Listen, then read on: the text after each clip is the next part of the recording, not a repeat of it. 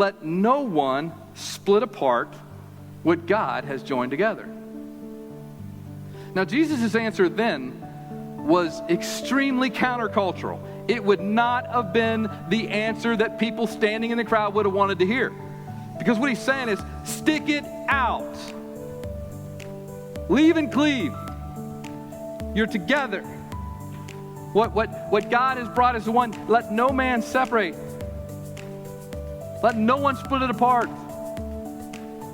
You know, I've heard it described this way. It's like taking two pieces of construction paper, a piece of red paper, a piece of blue paper, and putting it together and super glue in the middle and just sticking it together. What happens when after it's dried, it's been together? What happens when you try to tear it apart?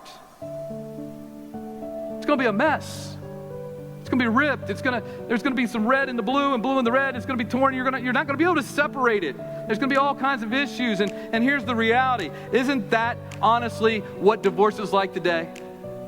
If you've been in a divorce, if you've experienced a divorce, whether you're the one that was in it or whether you were a child that was affected by it, doesn't going through a divorce feel like your heart is being ripped out?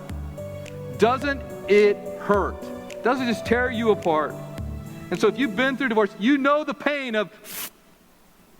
If you're a child of someone who's been divorced, you know the pain of... It hurts.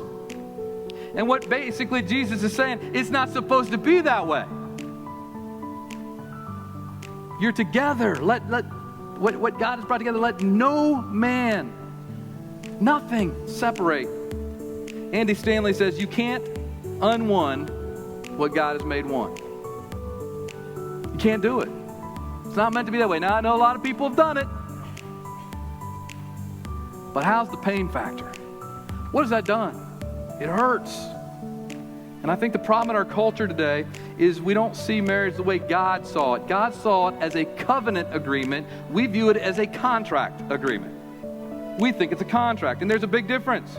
Because a contract is based on mutual assent or dissent. In other words, as long as you're holding up your end of the bargain, I'll hold up my end of the bargain.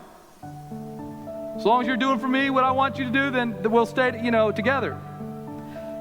But a covenant is a mutual commitment. We're sticking together no matter what.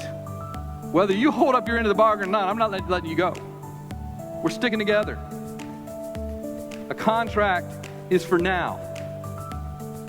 A covenant is for life.